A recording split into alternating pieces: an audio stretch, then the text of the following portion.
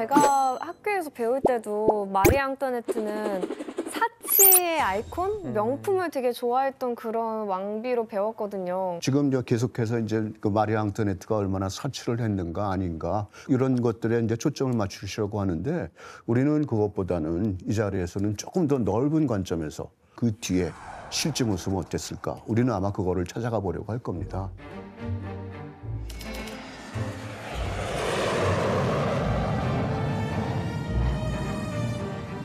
(1750년 5월에) 유럽을 주름잡던 두 강대국 프랑스와 오스트리아 사이에서 아주 경사스러운 일이 벌어졌어요. 네. 바로 그냥 부르봉 왕가의 왕세자와 오스트리아 합스부르크 왕가의 그 막내딸이 결혼을 하게 된 겁니다. 일단 한번 그 두 신랑 신부의 모습을 한번 보도록 하죠. 나라가 다른데.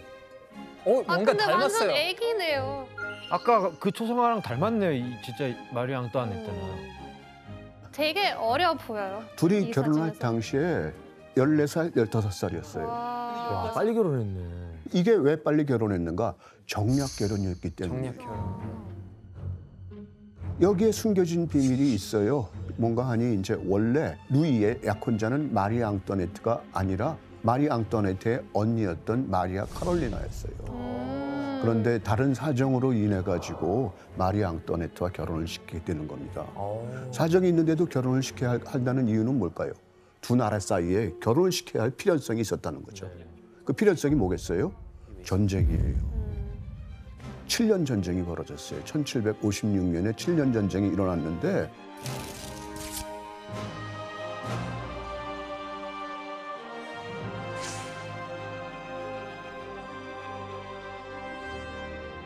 여태까지 프랑스하고 오스트리아는 300년 이상을 완전한 적이었어요.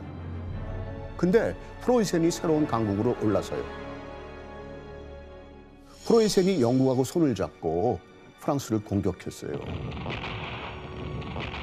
그리고 오스트리아도 거기서 위기를 느끼고 프랑스하고 오스트리아가 동맹을 맺게 돼요.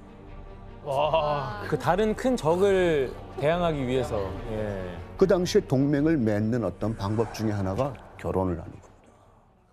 이제 그러면은 그 두 사람이 결혼식에 이르기까지 어떤 과정이 있었는지 그 얘기를 좀 들려드릴게요. 네. 오스트리아를 출발했어요. 50개가 넘는 마차에 그냥 시종들을 싣고 라인 강가에 있는 스트라스부르라고 하는 도시로 향했어요. 스트라스부르.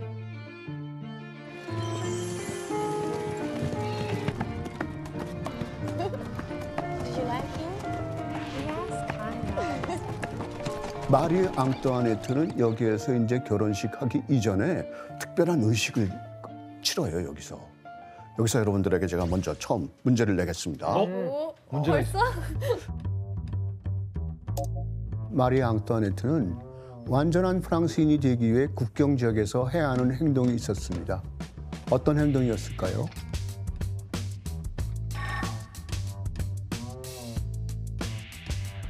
파비앙 정답. 네, 정답. 프랑스 가려면 프랑스 사람들에게 이제 인사를 해야 되잖아요. 근데 프랑스식 인사는 좀 독특하거든요. 미숙 하는 법을 배워야 된다. 땡. 혜성. 그 프랑스인들이 하는 선서 같은 거를 했을 것 같아. 나는 뭐 자랑스러운 프랑스인이 되겠다. 조금 비슷하긴 하지만 거기까지는 아닌 것 같아요. 규현 맞춰도 되나요? 규현 맞춰도 되나요? 예, 예. 아무래도 좀 오스트리아의 느낌이 너무 많이 남아 있으니까 좀 프랑스인 같이 좀 약간 프랑스인처럼 꾸미는 거나 뭐 이런 거 아닐까? 그거 비슷해요. 한번 그러면 이름을 바꿨다. 맞아요. 그러네. 마리 앙뚜아네트가 그럼 아니에요, 이름이? 원래 이름이 뭐였어요? 원래 이름은 마리아 안토니아였는데 마리 안토니아. 완전 마리아 다른 안토네트로. 이름이었구나. 마리아 안토니아가 마리 앙뚜아네트가 된 거예요. 비슷하긴 하다. 그래 마리 이때. 안토니아가. 그러니까 여기에서 이제 과거와 결별한다고 하는 의미로 완전히 이름도 바꾸고 옷도 갈아입고 데리고 왔던 하인들 그리고 어렸을 때부터 길렀던 반려견 이것까지 다 포기해야 됩니다. 다시 다 돌려보내요 그러면? 그럼요.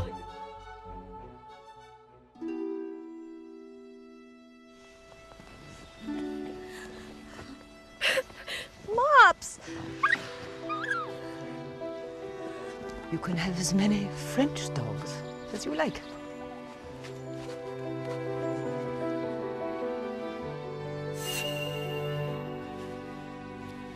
숲에서 남편이 될 루이 16세를 5월 14일 날 처음 봐요.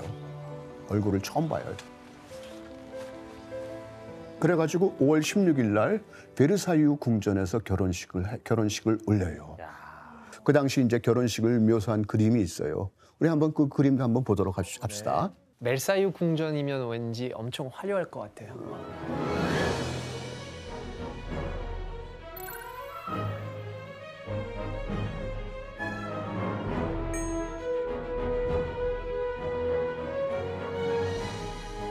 사람이 엄청 저게 다 사람이에요? 엄청난 인파의 사람들이 구경하러 온 것 같아요. 사람 진짜 많은 건 아니에요. 이제 결혼식이 행해지고 거기에 초대된 인물만 5천 명이 된다고 그래요. 5천 명. 여기에서부터 이제 뭔가 말하자면은 이 두 사람의 결혼이 순탄치는 않을 것이다. 라는 것을 보여주는 어떤 조짐 같은 것들이 뭐가 있었죠? 결혼식 날에 엄청나게 큰 천둥, 벼락 이런 게 내려졌대요. 이것이 앞날의 어떤 마리 앙뚜아네트의 운명을 예고하는 것이다. 이렇게 그냥 그렇게 생각하기도 했다고 하는 거예요.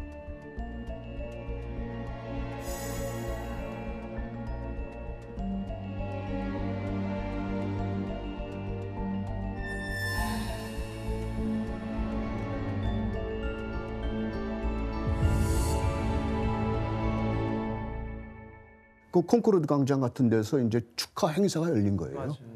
축하 행사가 열렸는데 그때 이 콩코르드 광장에서 불꽃놀이가 있었어요.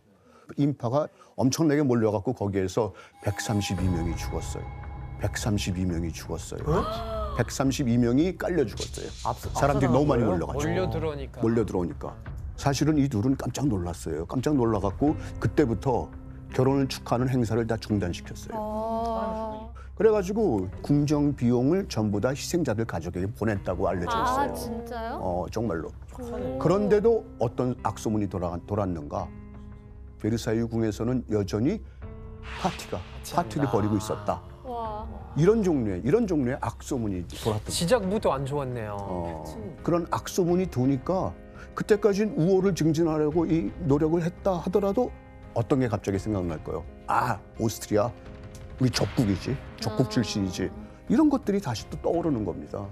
안 좋은 시선으로 계속 보는구나. 안 좋은 시선으로 볼 수밖에 없는 그런 정황이 만들어진 거예요. 프랑스 처음 왔을 때부터 별명이 로트리시엔, 오스트리아 사람. 진짜. 네, 근데 그냥 그거 그거였어요. 아니라 다른 의미로 썼잖아요. 발음이 조금 다르게 하면 로트리시엔가 아니라 로트르시엔이라고 하면 약간 좀 나쁜 말이 되는 거예요. 네, 약간 개. 이 다른 개.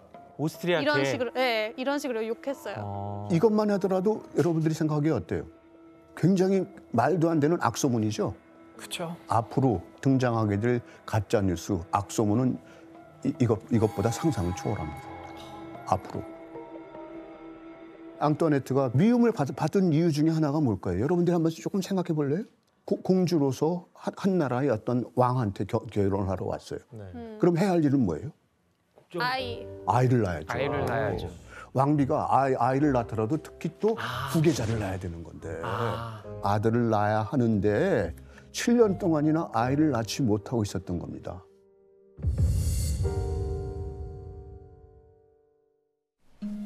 Well, sleep well.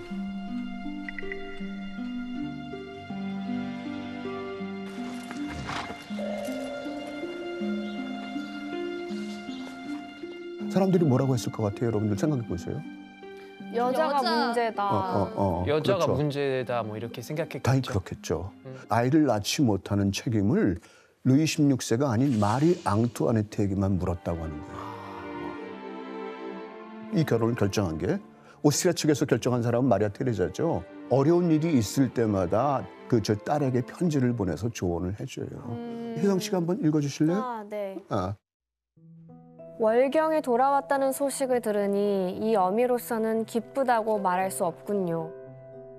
머지않아 그대에게 사랑하는 아기 엄마라고 부를 날이 오기를 손꼽아 고대합니다.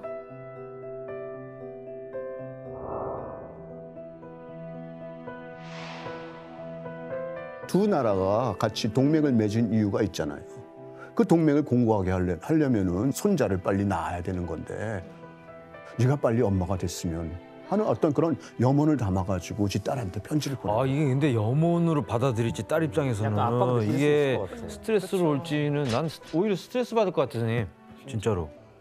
근데 사실 16세한테 문제가 있는 걸 수도 있잖아요. 루이 16세도 정상적인 부부관계가 좀 불가능했어요. 루이 16세는 성격도 소심했고 그다음에 이제 사냥이라든가 이런 것만 좋아하고 그다음에 자물쇠 만들거나 이렇게 가구 제작하는 거 되게 좋아했어요. 예. 그러니까 그런 데만 관심이 있어요. 이 슈테판 츠바이크라고 하는 그 오스트리아의 유명한 작가 그 사람이 쓴 그 마리 앙토네트의 전기.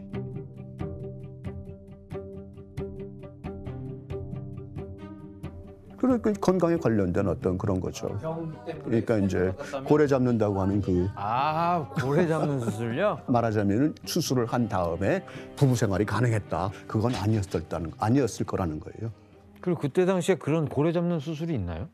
저 당연히 그런 얘기가 있었구나. 그런 어떤 이야기도 그 사람이 원래 권위가 있으니까 이 사람 말을 믿으면서 이것이 다 이건 무조건 사실이라고 믿은 게 많아요. 근데 요즘에는 틀리진 않았다 하더라도 최소한 과장일 것이다. 이 주장을 내세운 사람이 안토니아 프레이저라고 하는 저 영국 분이에요. 그분은 어떤 얘기를 이제 주로 얘기했는가 하면은 루이 16세의 신체적인 문제 때문이 아니라 심리적인 문제가 더 컸을 거다. 이런 거죠. 루이 16세는 거의 매일같이 일기를 썼어요. 그 일기를 보면은 루이 16세는 거의 매일 승마를 하거나 운동을 했어요. 수술했으면 그게 불가능하죠. 여러 가지로 또 어떤 또 가능성을 제기하는가 하면은 루이 16세는 마리 앙토네트가 적국으로부터 왔으니까 자신을 정치적으로 이용하려고 하는 게 아닌가 하는 의심을 하고 있었다는 거죠. 그러니까 그 결혼 생활이 가능하겠어요? 제가 이제 객관적으로 판단한다면은 둘이서 아이를 갖지 못한 이유는 사실은 양쪽에 다 문제가 있었던 겁니다. 14, 15밖에 안 된 애들이 서로 알지도 못하는데 결혼을 했는데 그 사이에서 어떤 관계가 이루어질 수 있겠느냐 하는 거죠. 신체적 이유이건 정신적 이유이건 아이가 생기지 않던 7년이란 시간 동안 마리 앙토네트에 대한 사람들의 불만은 커져가고 있었습니다. 설상가상으로 루이 16세의 남동생 부부 아르투아 백작이라고 하는 사람인데요. 아르투아 백작 부부가 아들을 먼저 출산했어요. 그렇게 되니까 아이가 생기지 않는 마리 앙토네트를 보면서 사람들은 아주 안 좋은 소문까지 만들어냅니다. 그 당시에 파리의 혁명이라고 하는 팜플렛이 있는데 거기 실제 내용을 제가 조금 읽어볼게요. 왕비가 국왕의 남동생 중 하나인 아르뚜아 백작은 물론 페르센 백작 등과 방탕한 향연을 벌였다. 또는 마리 앙토네트가 남편에게 만족하지 못해서 왕실의 여자들과 동성애를 한다. 맞아요. 이런 소문까지 퍼져나갔어요. 그런데 당시 사람들은 사실이든 아니든 말도 안 되는 가짜뉴스를 그렇게 퍼뜨렸고 그렇게 마리 앙토네트의 평판은 나락으로 떨어지게 된 겁니다.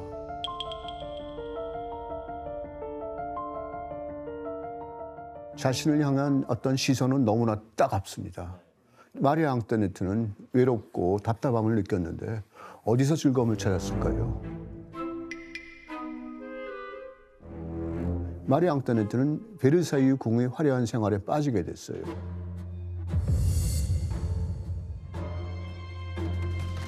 도박을 많이 해가지고 도박빚을 지게 될 정도였다고 합니다. 그리고 베르사유 궁전 안으로 매일 밤에 친구들이나 고관대작의 부인들을 불러들여가지고 연회를 열기도 했어요. 그리고 마리 앙토네트도 다른 귀족 여성들처럼 보석이나 어떤 그 장신구를 좋아하긴 했어요. 호화로운 드레스로 한껏 꾸민 어떤 마리 앙토네트를 보고 그 당시에 귀부인들이나 파리의 젊은 여성들이 왕비를 따라하곤 했어요. 그래가지고 그 유행시킨 어떤 헤어스타일이 있어요.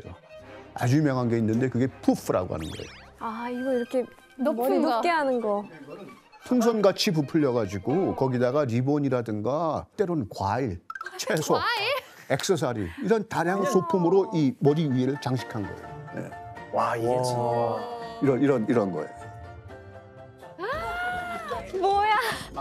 아, 진짜 말도 안 돼. 이게 배.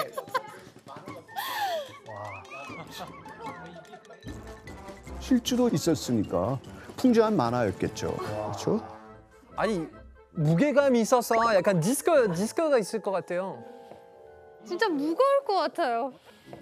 머리 위로 한 적게는 30cm, 어떨 때는 1m가 넘는 것도 있어요. 아니, 어떻게 저렇게 높고 화려하게 머리를 꾸밀 수 있을까? 그 머리를 하기 위해서는 머리에다가 철사 프레임을 넣어야 되는 거예요. 철사 프레임을 넣고 그다음에 쿠션으로 받침대를 만들어 놓고 그래갖고 머리를 올리는 거예요. 머리를 올려도 근데 올린 머리가 붙어 있어야 되잖아. 붙어 있도록 하기 위해서 필요한 게 있었어요. 그게 뭘까요? 아 퀴즈군요. 왕실에 유행했던 푸프 머리를 하기 위해서 귀족들은 이것을 뿌려가지고 머리카락을 고정했습니다. 머리 고정은 물론 귀족들이 화장에도 많이 사용되었던 이것은 무엇일까요?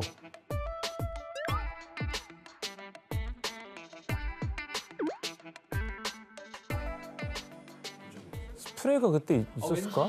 스프레이를 안 되지. 왠지 위생적이진 않을 것 같아요. 그쵸? 네, 왠지 조금 약간 좀 찝찝한 거. 자, 뭘까 알아맞혀 보세요. 정답. 그냥 단순히 본드. 그냥 단순히 본드. 땡. 네. 정답. 계란 흰자 이런 거? 땡. 정답. 꿀? 땡 틀렸습니다. 식품인가요, 교수님? 식품인가요? 식품류죠. 아, 뭐 밀가루. 밀가루? 밀가루. 정답입니다. 진짜요? 밀가루. 정답입니다. 밀가루? 밀가루. 어떻게 밀가루를 붙여요? 밀가루? 밀가루 자체가 이제 물이랑 섞이면은 점액성이 생기죠. 옛날에 귀족들이 얼굴을 하얗게 만들잖아요. 그거 밀가루 바른 거예요. 맞아요. 그건 들었어요. 그러니까 그 당시 평민들은 이런 거 자체가 얼마나 꼴사납겠어요. 귀족들이 저런 데다가 밀가루를 너무 많이 써서 프랑스에 빵이 부족하다라는 어떤 농담까지 생길 정도였어요. 근데 그걸 다 마리 앙뚜아네트가 한 게 아니잖아요. 아니죠. 푸프를 먼저 했던 사람은 마리 앙뚜아네트가 아니에요. 아니에요 또? 그러니까 다른 사람들이 먼저 했는데도 그거에서는 비난이 안 따르지만 마리 앙뚜아네트가 했을 때는 이제 그냥 비난을 한 거예요. 그냥 욕바지네요 거의. 그렇죠. 이런 종류의 또 악소문이 또 이제 돌게 됐던 겁니다. 그리고 또 마리 앙뚜아네트가 미움받게 된 사건이 또 있었다면서요, 파비앙 씨? 그 마리 안투아네트가 사실 그 수많은 유언비어 주인공이 됐잖아요. 뭐 아까 언급하셨다시피 그 나중에 이제 그 다이아몬드 그 목걸이 사건이 있어요. 그 당시에 유럽에 있는 가장 화려하고 가장 훌륭한 다이아몬드를 이제 몇백 개를 이제 모아서 목걸이를 만들어요. 가격이 어마어마했겠죠.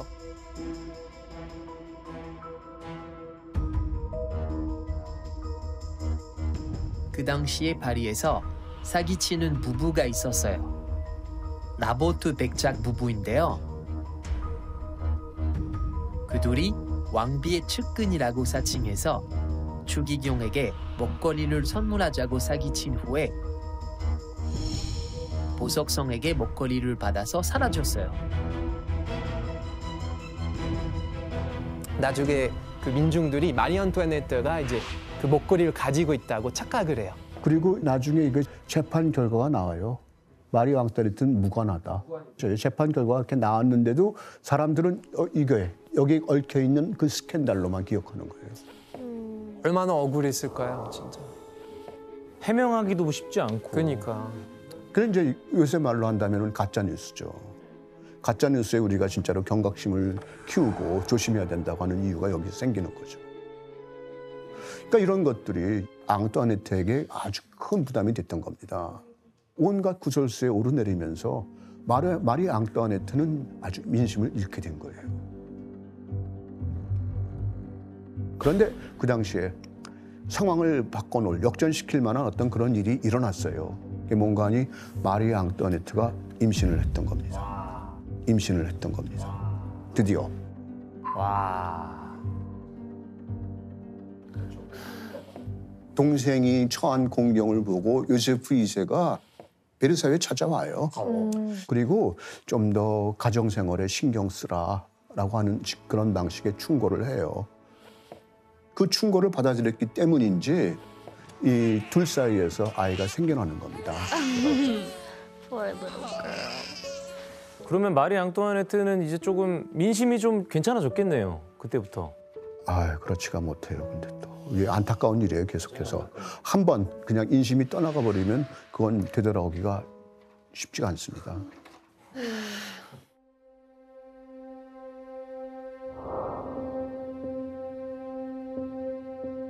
여러 가지로 마리 앙뚜아네트는 이미지 개선을 위해서 노력을 했거든요. 그러니까 이제 마리 앙뚜아네트는 이제 예술과 과학 같은 것들을 학문을 후원하고 그랬거든요.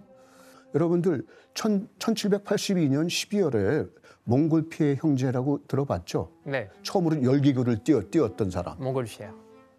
마리 앙뚜아네트가 그걸 후원했고 열기구를 띄우는 그 자리에 마리 앙뚜아네트가 직접 참관을 했었어요. 그리고 마리 앙뚜아네트는 음악에도 조예가 깊어가지고 앙뚜아네트가 모차르트랑 만났다는 그 얘기도 있죠. 어렸을 적에.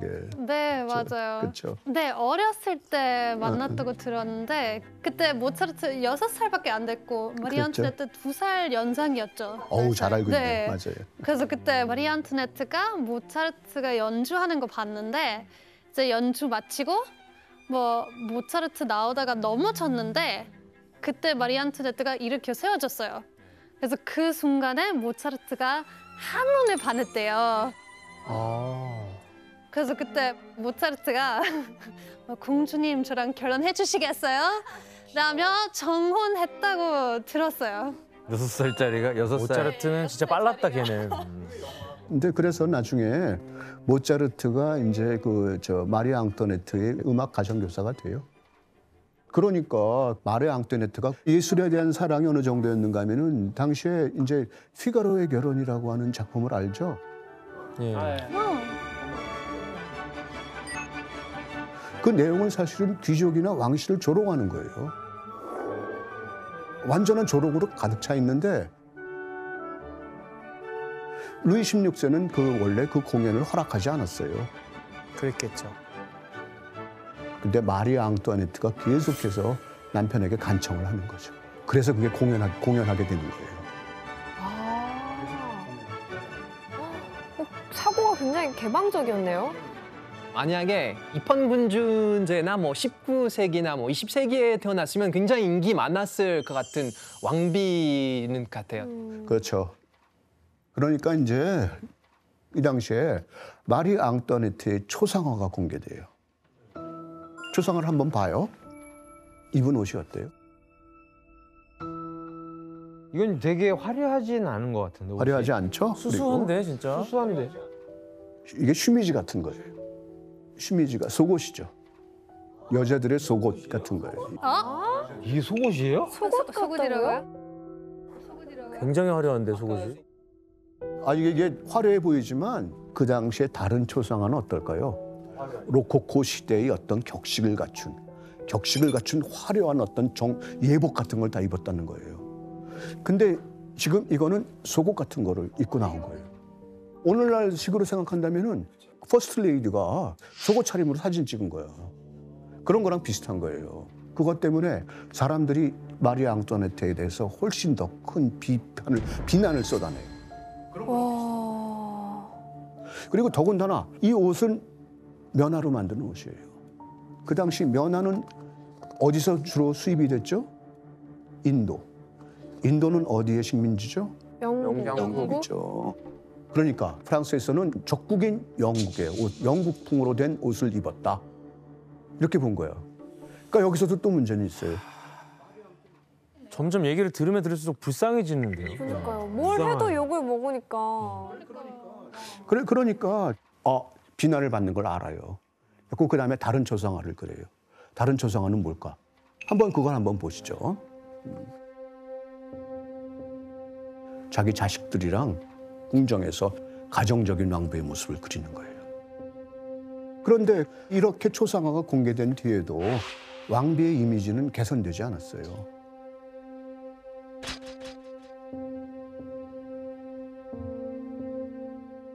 그러니까 이제 마리아 앙토네트가 이런 노력을 했지만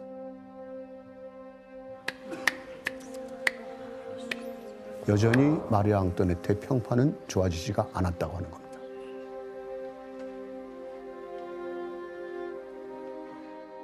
아무리 적국에서 왔다고 하지만 그래도 후계자도 이렇게 결국엔 나왔고 시민들은 왜 이렇게 마리아 앙토네트를 이렇게 미워한 거예요? 그러니까 그 답을 어떤 개인적인 어떤 좋아하거나 싫어하거나 이런 데서 찾는 게 아니라 더 큰 맥락 속에서 한번 봐야 할 필요가 있는 거죠.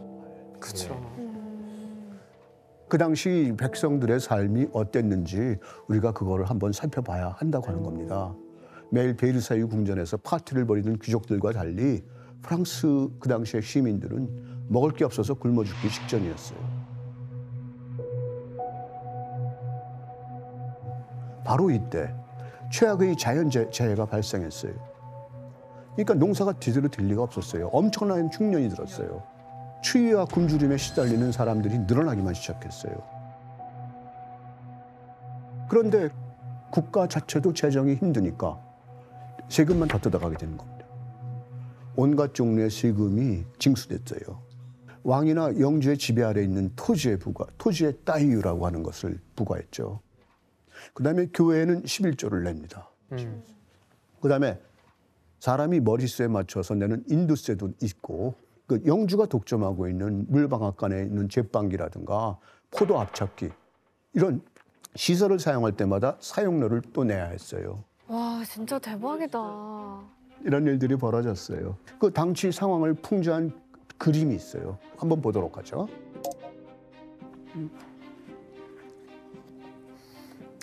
자, 이거 잘 알려져 있는 그림이죠. 엄청 유명해요. 파비앙은 잘 알고 있을 것 같아요. 엄청 자주 봤어요. 교과서에도 실려 있었어요. 교과서, 사회 교과서. 자, 이게 뭐예요? 여기 보라색 옷을 입고 가슴에 십자가가 걸려 있죠. 성직자가 일신분이에요. 이 신분. 이신분 귀족이에요. 귀족. 귀족 머리에 꽂혀 있는 게 저 타조 깃털이에요. 칼을 차고 있다는 것, 무기를 다룰 수 있는 게 귀족입니다. 그런데 누구의 등에 올라타 있어요? 평민. 이게 평민이에요. 제3신분이에요. 결국 세금을 내는 사람은 누구일까요? 바로 평민들이에요. 바로 밑에 있던 이 평민들인데 이 사람들의 사치를 위해서 98%에 해당하는 이 평민들이 모든 세금을 내고 있다. 그런 불만 이런 게 여기 깔려 있는 겁니다. 여기서 문제를 하나 드릴게요.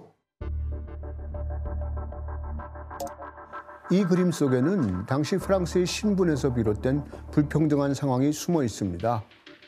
그것은 무엇일까요? 잘 생각해 보세요. 불평등이 있다고? 불평등이 뭐가 불평등일까? 정답. 뭐? 농업민 뭐 이렇게 일을 하는 듯한 걸 표현했는데 너무 할아버지 아니에요? 힘들어서 그래요. 아니 타서 그래 지금. 젊은 사람이 일을 해야지. 힘들면 저렇게 돼요. 젊은 사람이 일을 해야 돼. 젊어도 늙어요. 힘들면. 땡, 틀렸습니다. 정답. 네, 케이디. 거기 동물들도 있는데 혹시 뭐 이런 높은 사람들만 뭐 사냥이나 이런 거 뭐 이 2%만 할 수 있었다는 건가요?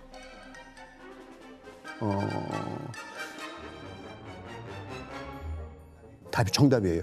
진짜요? 정답이에요. 오? 왜 그런가 하면은 이게 당시 새나 토끼나 어쨌든 동물을 사냥한 권리 이거는 귀족들만 갖고 있었어요.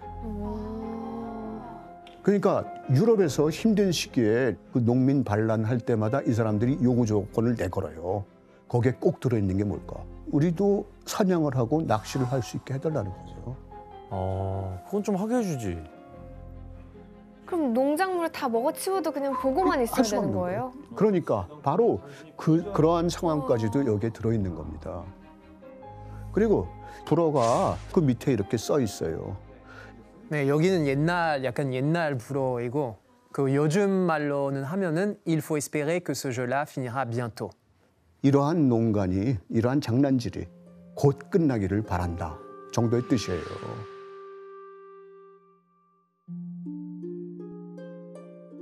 그러니까 시민들의 어떤 그 간절한 어떤 바람, 이런 상황이 개선돼야 한다, 극복돼야 한다. 이런 바람이 여기 그 그림에 들어있는 거겠죠. 시민들은 그렇게 간절하게 바라고 있는데 거기에도 불구하고 이제 또 다른 어떤 상황을 악화시키는 일이 생겨납니다. 국고를 탕진하고 프랑스 국민들의 마음의 문을 닫게 하는 최악의 결정을 하게 됩니다.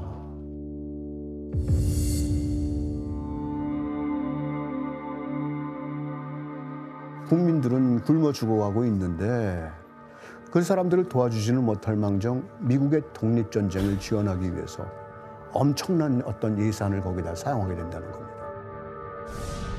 미국이 독립을 하겠다 그러니까 영국이 언제나 가장 큰 적이었으니까 지원하고 나선 겁니다. 1789년에 프랑스 왕국이 총 수입이 4억 7,500만 리브르였다고 해요.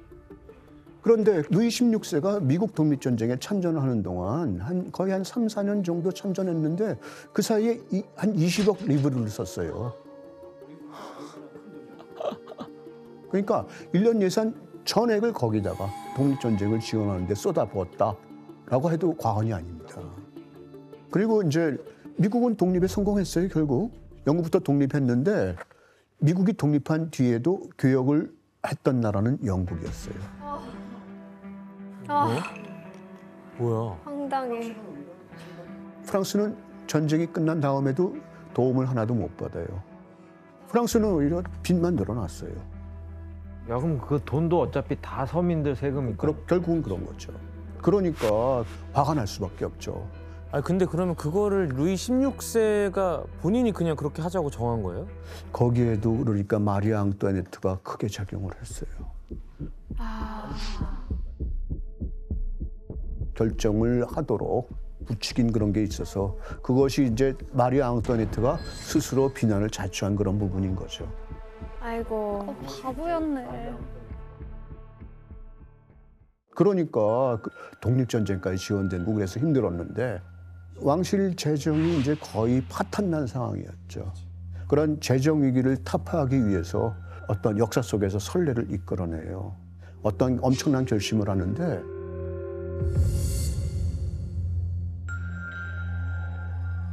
세계사 교과서에는 삼부회라고 하는 이름으로 많이 나와 있는데 삼부회가 사실은 전국 신분회입니다. 제1신분 성직자, 제2신분 귀족, 제3신분 평민, 왕이 세금을 걷어도 좋다고 동의해주는 기관이에요.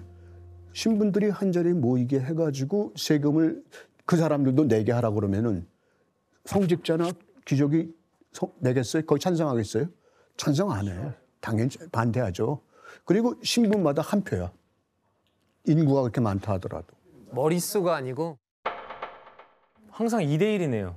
2대1로 언제나 질 수밖에 없는 거야. 그런데 항상 역사 속에서는 예기치 않은 일들이 벌어져요. 여기에서 어떤 일이 생겨날까요?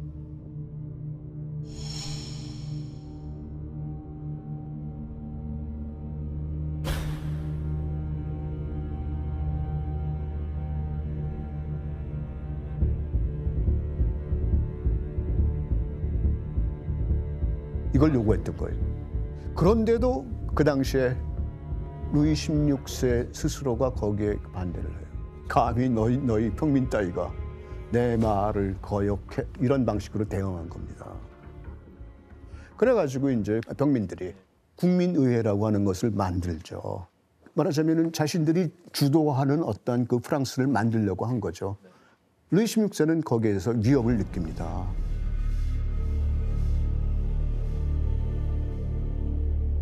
그래가지고 평민들이 모일 수 있는 그 회의실의 문을 닫아버려요.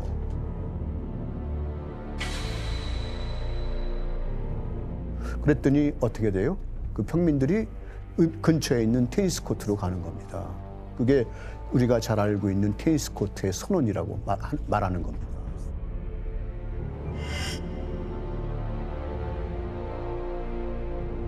아무리 우리를 방해하지 못한다, 설사 강제로 대표들을 쫓아낸다 하더라도 그들이 모이면 그곳이 어디건 국회임을 밝힌다. 필요하다면 어디서라도 모일 것이다. 이것이 그 유명한 테니스 코트의 선언입니다. 그래가지고 이제 루이 16세의 관점으로 이것이 왕의 권위에 대한 도전이라고 생각했던 거예요. 군대를 불러들였어요. 루이 16세는. 그래가지고 국민들이 모여가지고 만든 의회를 인정하지 않겠다 이런 거였죠.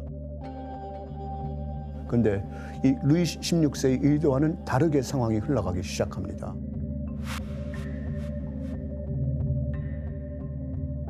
그러자면은 시민들이 분노를 터뜨리게 되었어요. 그래가지고 이 사건이 프랑스의 역사를 바꿔놨다고 하는 겁니다. 파리의 시민들은 엄청나게 화가 있었어요. 근데 루이 16세가 국민의회까지 이제 해산시켜 버렸어요. 더 이상 시민들은 참지 못하고 이제 폭발하고 말았어요. 그런데 이 사람들이 어디로 갔을까? 바스티유로 간 거예요. 왜? 바스티유가 절대 왕정의 상징처럼 받아들여졌기 때문이죠. 거기에서 프랑스의 역사를 뒤집을 만한 엄청난 사건이 일어나는 겁니다.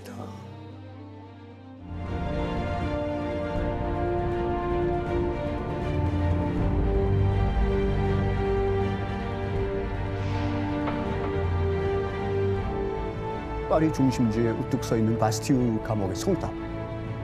이것은 봉건제도의 상징으로 보였어요. 바스티유는 파리 동쪽에 있던 원래는 요새였어요. 요새였는데 루이 13세 이후에 계몽사상가라든가 어떤 정치범 이 사람들을 가두는 감옥으로 사용했었어요. 그러니까 이거는 시민들이 보기엔 뭐예요? 타파해야 할 대상이죠. 그리고 이 감옥을 습격했던 또 다른 이유가 있는데 이 감옥에 가면은 무기를 얻을 수 있다 이런 겁니다. 무기군이 있습니다. 무기가 있었어요. 화기랑. 그것이 1789년 7월 14일입니다. 그래갖고 7월 14일이 프랑스 혁명의 시작을 알린 그런 날이라고 보통 지금도 기념을 하고 있는 겁니다.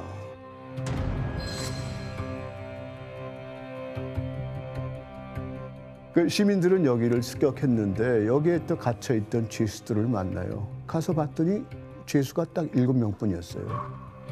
그런데 그것도 사기꾼 4명이랑 정신 이상자 2명, 바람둥이 1명뿐이었어요. 아, 정치범이 아니었구나. 그런데 여기서 또 다른 문제를 하나 낼게요. 그러면 시민들은 이 바스티유 여기를 습격했다가 죄수들뿐만이 아니라 또 다른 어떤 물건을 발견해요. 시민들이 발견한 건 뭐였을까요? 물건? 감옥에 있을 만한 특별한 물건.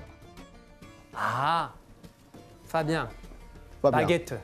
바게트. 바게트? 아니요? 네, 아니에요. 바게트 없어요? 아니에요. 프랑스인이면 무조건 바게트 있을 줄 알았는데. 빵은 이제 몸의 양식이죠. 마음의 양식으로 한번 생각해 보세요. 정답. 예. 뭔가 책 같은 거 아니었을까요? 책 중에서 어떤 책이었을까요? 책이야? 규현. 성경? 아니에요, 못 들었죠. 성서? 성경? 아닙니다. 혜성. 예. 그 시민들의 이 생각을 깨우치게 할 수 있는 뭔가 계몽사적? 서적이 있지 않았을까요? 정답입니다. 오. 여러 종류의 금서였어요. 네? 금서. 이거를 금서를 그 당시에는 이제 그 철학서라고 불렀어요. 그게 철학을 다뤄서 그런 것이 아니라 이게 그냥 포르노그래피 같은 것도 들어가고. 그다음에 이제 국왕이나 국가를 비난하는 어떤 시나 노래, 그다음에 이제 다른 사람에 대한 중상 비방을 담은 중상 비방문 이런 것들이 포함된 거예요. 그곳에서 아주 엄청나게 많은 양의 금서를 발견하게 됐던 겁니다. 어쨌든 프랑스 혁명 이후에 혁명 정부가 명령을 내려가지고 바스티유를 파괴했어요. 시민들이 그냥 다 맨손으로 돌을 하나하나 나른 거예요. 그 돌을 어디다 썼을까요? 콩코르드. 그렇죠. 바로 그 돌을 갖다가 콩코르드 다리를 만든 겁니다. 사람들이.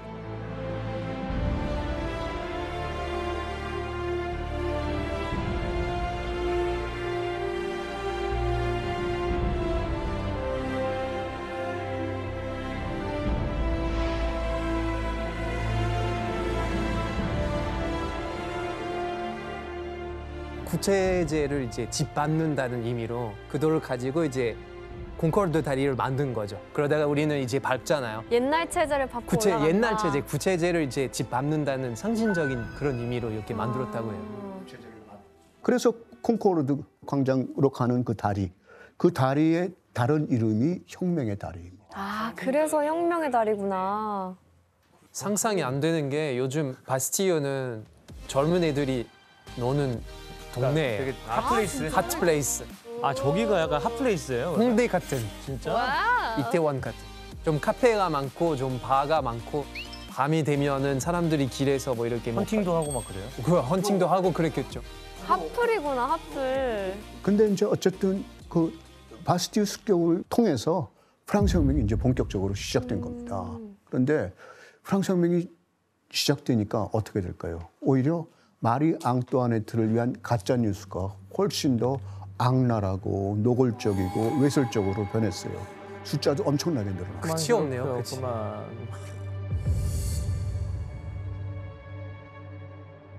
18세기 내내 많은 귀족 여인들이 팸플렛 그 대상이 됐는데 그 숫자가 엄청나게 늘어났습니다. 1787년에 한 200건 정도였어요. 보고된 게. 그런데 혁명이 시작된 1789년, 2년밖에 안 지났는데 그 사이에 3,000건이 출간됐어요. 15배가 늘었어요. 그 당시 실제로 돌았던 팜플렛 그림들을 좀 살펴볼게요. 그런 게 있어요? 갑자기 관심 생겼네. 좀 충격을 받을 거예요. 아이고. 아이고. 와우. 아이고. 이런 겁니다. 그렇죠. 이게 정말로 적나라하죠. 밑에 쓰여 있는 글들도 아주 노골적이에요. 신이시여 이 황홀경이라니 내 영혼은 날아가고 나는 표현할 말이 없네요. 이런 글들이 여기 쓰여 있어요. 마리 앙뚜아네트와 이제 공작 부인이 홀딱 벗고 있는 모습 밑에 그런 표현이 쓰여 있던 겁니다. 이게 좀 세다. 충격적이죠. 네, 충격적이죠. 미쳤었죠, 진짜. 당시 팜플렛에는 마리 앙뚜아네트가 모든 사람과 근친상간을 했다고 소문이 들었어요. 할아버지, 아버지, 그다음에 아들까지, 여성까지도. 말도 안 돼. 그 다양한 팜플렛에서 마리 앙뚜아네트는 나쁜 딸, 나쁜 아내, 나쁜 어머니, 나쁜 왕비, 그냥 모든 곳에 있어서 괴물이었다. 이런 방식으로 표현됐던 겁니다. 그러니까 이런 것들을 보더라도 그 당시에 마리 앙뚜아네트를 위한 비난의 수위가 얼마나 높았는지 알 수 있겠죠. 이런 게 어떻게 가능하겠어요? 말도 안 되는 건데 이런 팸플렛이 아주 본격적으로 노골적으로 숫자가 늘어나고 강도가 심해졌다고 하는 겁니다. 네. 그러니까 이제 왕비를 대상으로 한 포르노그래피 그 형태는 뭐 노래도 있고 우화도 있고 연극도 있고 엄청나게 다양했어요. Ainsi que sa femelle, Antoinette hypocrite et cruelle, au Louis sans cervelle, par elle est attrapée, par elle est attrapée, et le peuple trompé se lève et prend les armes pour cesser les alarmes. 아예 그냥 머리로 그냥 간 거네 그냥. 왕비를 조롱하는데 이런 팸플렛이 늘어나게 됐던 다른 이유가 또 하나 있어요. 프랑스 혁명을 주도했던 시민들은 마리 앙뚜아네트의 가짜 뉴스가 담긴 팸플렛을 적극적으로 배포했다. 팸플렛에서 마리 앙뚜아네트는 대부분 알몸으로 묘사됐는데 그 이유가 뭘까? 정답. 프랑스 옷을 입히는 게 싫은 거야. 프랑스 옷을 입히는 게 싫은 거야. 땡. 생각은 그럴듯했어요, 근데. 네. 정답. 저런 왕비도 알몸으로 벗은 상태에서는 우리와 다를 게 없다. 정답. 정답입니다. 정답. 정답입니다. 이게 맞다고요? 그게 딱 정답이에요. 사회적 신분은 무엇에 의해서 표현되는 것 같아요? 옷이에요. 옷을 벗김으로써 누구나 말하자면 원초적인 어떤 인간은 다 똑같다라고 하는 어떤 그런 의미가 들 수 있죠. 벽초 홍명희 선생의 작품 중에 인걱정이라고 있는데 거기에도 보면은 어떤 그런 것들이 표현되는 게 있어요. 의족들이 아주 나쁜 양반들을 붙잡아 놓고 엉덩이를 볼기를 내려서 볼기짝을 때려요. 그러면서 하는 말이 뭘까? 양반이나 쌍놈이나 볼기짝은 똑같네. 이런 얘기입니다. 그러니까 원초적인 어떤 인간으로 만난 인간은 같다는 거예요. 그리고 그런 와중에 이렇게 그냥 비난은 높아지는데 빵값이라든가 식료품 가격은 계속 오릅니다. 먹고 사는 문제는 해결되지가 않아요. 상황은 어떻게 돼요? 점점 더 악화될 수밖에 없죠. 어느 정도인가 하면은 당시 빵 한 개의 가격이 하루 일당 정도였어요. 하루 일을 해야 빵 한 조각 먹는 거였어요. 특히 이제 가정의 주부 여성들은 그냥 빵값, 반찬값 이런 데 민감할 수밖에 없잖아요. 배고파서 못 살겠다. 이제 시위에 나선 거예요. 빵이 아니면 죽음을 달라. 이런 식의 외치면서. 그 아낙네들이 막대기라든가 돌멩이라든가 도끼를 들고 파리시 시청으로 몰려갔던 겁니다. 시청 광장까지 모였다가 결국은 이 여성들이 베르사유 궁까지 쳐들어가요.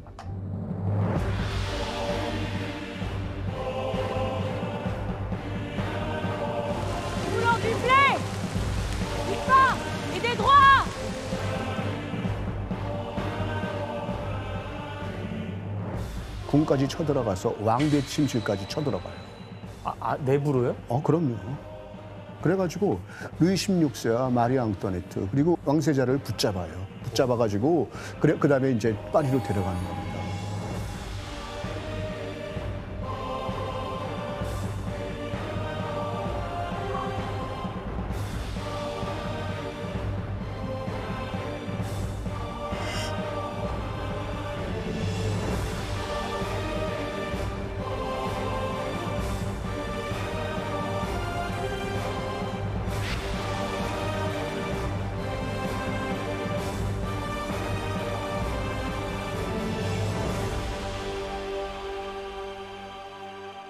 그래서 베르사유는 다시 못 가는 거예요.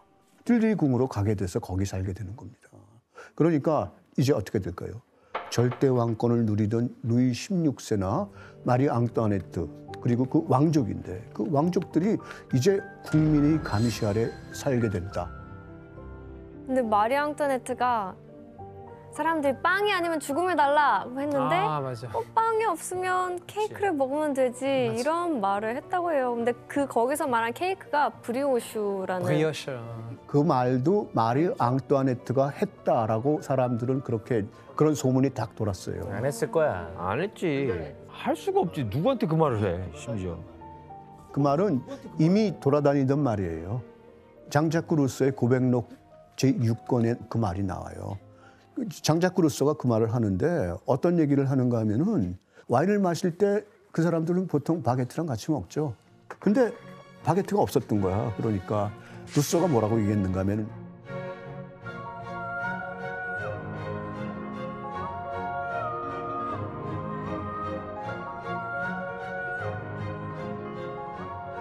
고백록 6권이 나왔을 때 마리 앙뚜아네트는 사실 그 당시에 9살 여자에 불과했어요. 그러니까 이게 그냥 그런 얘기를 말하자면 할 방도가 없었다고 하는 거죠. 자, 우리는 또 여기에서 마지막 반전을 또 꾀합니다. 루이 16세와 마리 앙뚜아네트는 권력도 잃고 거의 이제 갇혀 지내다시피 했어요. 그러니까 소심했던 왕도 그렇고 그 가족은 이거는 이러다가 죽는 거 아닌가 하는 그런 위협까지 느끼게 돼요. 그러다가 이제 마리 앙뚜아네트가 한 가지 생각을 해냈어요. 바로 위협을 느끼는 파리를 탈출하자는 거예요. 맞아요. 사실 루이 16세의 기세가 등등했을 때라면은 왕비의 제안을 받아들이지 않을 수도 있겠는데 프랑스 혁명이 시작되고 나서는 아주 심약해진 루이 16세가 왕비의 말을 잘 들었거든요. 그래가지고 몽메디로 가자라고 제안을 했던 게 누구였을까요? 그 스웨덴 백작 페르센입니다. 이 페르센 백작이 누군가 하면은 만화 베르사유 장미에 나왔던 바로 그 사람입니다. 그러니까 마리 앙뚜아네트와 불륜 관계라고 소문까지 났던 바로 그 사람입니다. 실제로 페르센 백작은 마지막까지 마리 앙뚜아네트를 성심성의껏 도왔어요. 그렇게 해가지고 1791년 6월 20일 밤에 루이 16세와 앙뚜아네트를 비롯한 그의 가족들은 자유를 찾아서 도주하기 시작했어요. 파리에서 한 동북쪽으로 한 325km 정도 떨어진 몽메디라고 하는 곳이 있었어요. 그곳에 왕당파의 군대와 용병대가 혁명군을 진압할 준비를 하고 기다리고 있었어요. 그런데 이제 사소한 실수들, 그다음에 이제 왕의 우유부단함 이런 것들이 자꾸 시간을 좀 늦추게 됐어요. 그리고 그런 사이에 국왕이 도주했다는 어떤 소문이 파리는 물론 프랑스 전역에서 다 퍼지게 돼 있어요. 왕가가 우리를 버리고 도망갔다. 와.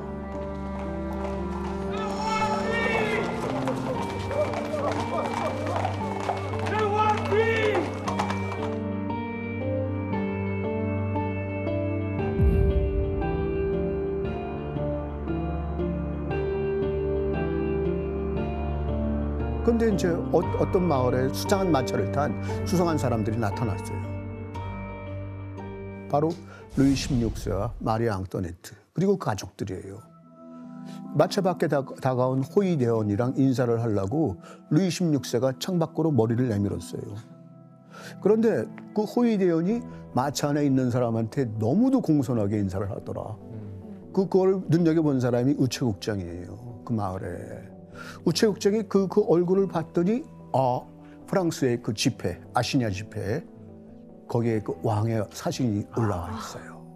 그걸 봤던 거예요. 그걸 한번 그 사진을 한번 볼까요? 지폐 있는 얼굴이랑 똑같아서 너무 잘 그렸나 보다. 얼마나 잘 그렸길래.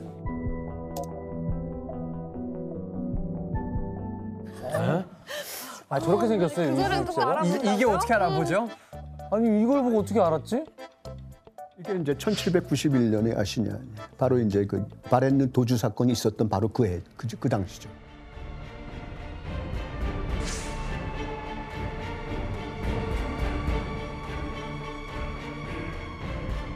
그래가지고 이제 결국 국민의회에서 이제 연락을 받고 사람들을 보내가지고 이 왕과 왕비 그리고 가족들을 체포해서 다시 파리로 데려옵니다.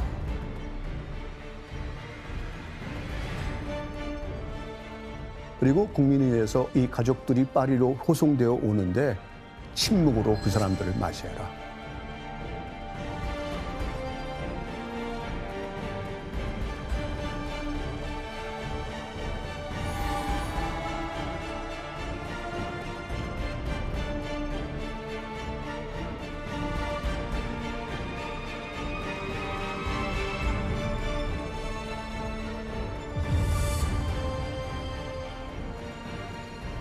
그런데 이제 바로 이런 상황 속에서 루이 16세에게 반역죄를 물어야 한다고 했지만 사실은 마땅한 죄명이 없었어요.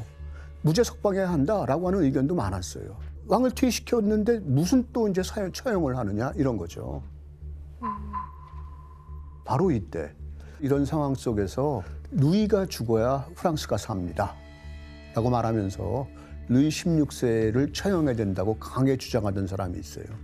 그 사람이 바로 공포 정치의 대명사로 알려져 있는 막시밀리앙 로베스피에르입니다.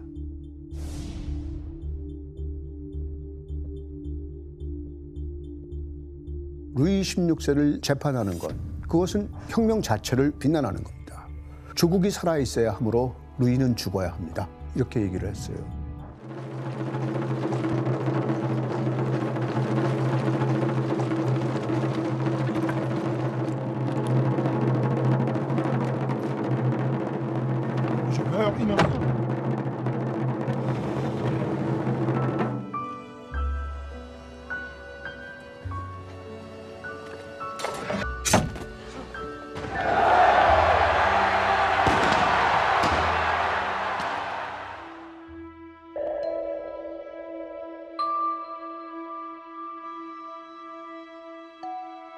아, 끔찍하다. 나의 개인적인 생각에서는 프랑스 혁명에서 이것이 가장 중요한 사건이었다고 나는 봐요. 그 당시에 유럽의 모든 나라가 왕국이에요. 왕국인데 그 왕국의 왕들은 어떻게 생각했겠어요? 우리도 그렇게 될 수 있겠다. 이제 무섭겠죠. 유럽의 모든 나라가 그냥 엄청나게 충격을 받았죠. 이 모든 나라가 프랑스에 대해서 등을 돌린 거예요. 모든 나라가 프랑스에 대해서 전쟁을 벌인 거예요. 지금까지도 이제 영국의 왕실에서는 프랑스 혁명을 축하하는 자리에 그 사절단을 안 보내요. 왜? 왕가 입장에서 왕을 죽인 놈들이라는 거예요. 왕을 죽인 프랑스에 우리가 어떻게 거기다 축하 사절을 보내느냐 이런 거죠. 저 그림에 관련돼서 좀 재밌는 이야기가 있는데 루이 16세가 기술 쪽에 조예가 있었대요. 그래서 저 단두대 사형 집행인한테 칼이 이렇게 똑바로 서 있으면 칼날이 잘 안 든다. 약간 이렇게 비스듬히 서 있어야 칼날이 잘 든다고 그걸 건의를 해서 그게 그렇게 고쳐졌거든요. 저 원래 반원형이었거든요. 반원형이었다가 자기가 만드는 거 좋아해서. 그런데 이제 이 처형 장면에서도 아주 흥미로운 어떤 일들이 벌어져요.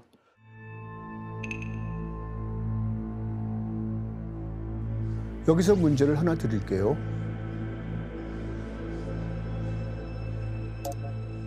루이 16세가 처형당하는 장면을 보기 위해서 사람들이 많이 몰려들었어요. 그런데 거기 몰려들었던 사람들이 손에 손수건을 들고 있었어요. 이유가 뭘까요?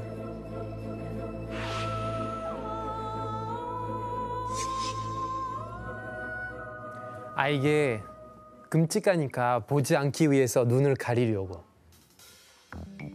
나도. 눈 가리게. 땡. 정답. 피 튈까 봐 이렇게 막으려고.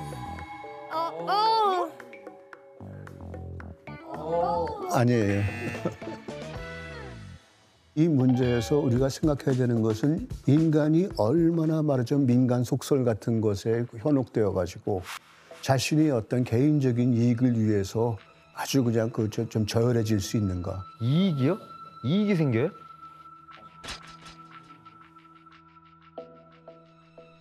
야, 근데 나중에 왕의 피 손수건 경매 붙이면 엄청 비쌀 것 같은데. 사비앙, 경매 붙이면 엄청 비쌀 것 같은데. 사비앙. 그 손수건에 그 루이 16세 피를 묻혀가기 위해서.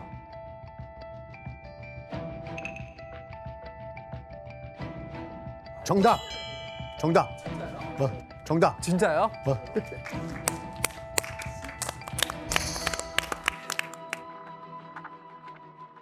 그러니까 그거를 갖고 있으면은 영험한 힘이 뭐 나를 보호해 줄 것이라든가 이런 종류의 의미가 있었겠죠. 그러니까 무서워서 다가가지 못하는 사람들은 심부름꾼을 시켜가지고 손수건을 거기다 적셔 갖고 와라. 이런 일이 벌어졌다고 하는 거예요.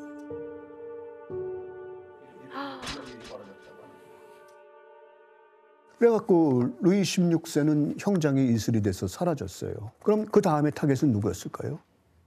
마리. 그렇죠. 바로 마리 앙뚜아네트였어요. 마리 앙뚜아네트는 같은 해 1793년 10월 16일 단두대 앞으로 끌려 나오게 된 거예요. 그 마리 앙투아네트의 프랑스에서 그런 말이 있는데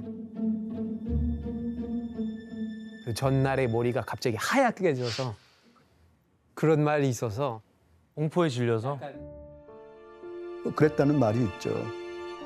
너 마리 앙투아네트 머리네? 그러면 머리가 좀 새치가 많이 생겼다. 내일 나는 중요한 시험이다. 그러면 너는 마리 앙투아네트처럼 머리가 하얘지겠다.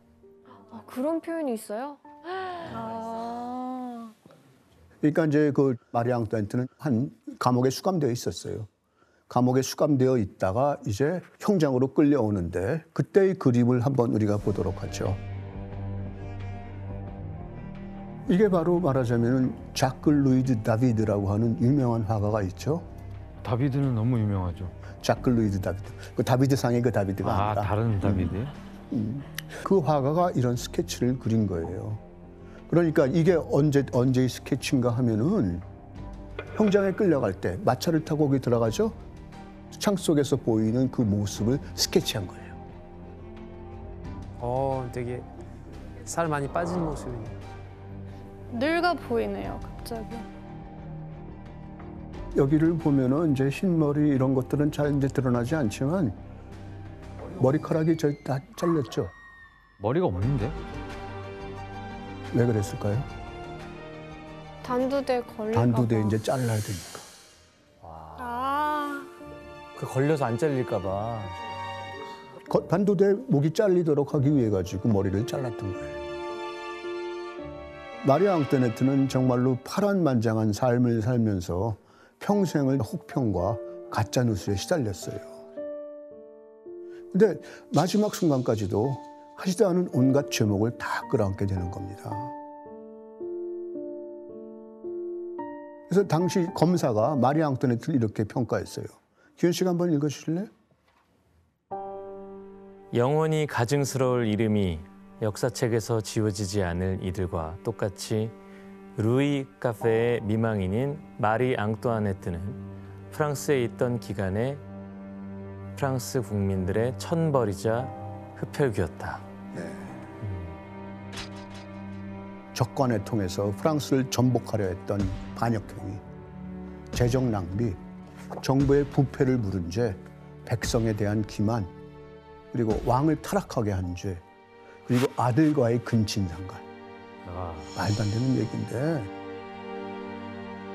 이 근친상간 혐의의 고발자가 이 혐의에 대해서 묻자 앙투아네트가 이렇게 대답했다고 해요. 어머니에게 기소된 이 혐의에 관해서 답하지 않는 것은 당연한 일입니다. 나의 진심을 알아주기를 여기 있는 모든 어머니에게 호소합니다.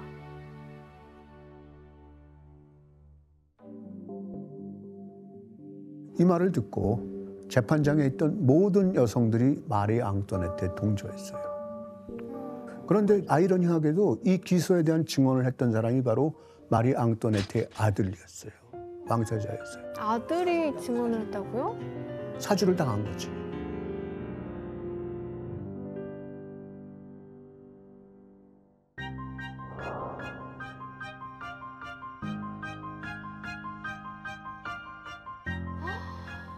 그러니까 마리 앙투아네트는 생애 마지막까지 가짜 뉴스에 시달렸다고 하는 거예요. 그래가지고 그 당시에 전국 자유인 저널이라고 하는 신문에서 장문의 사설을 게재했어요. 그녀가 처형됨으로써 지구가 정화되었다라는 거예요.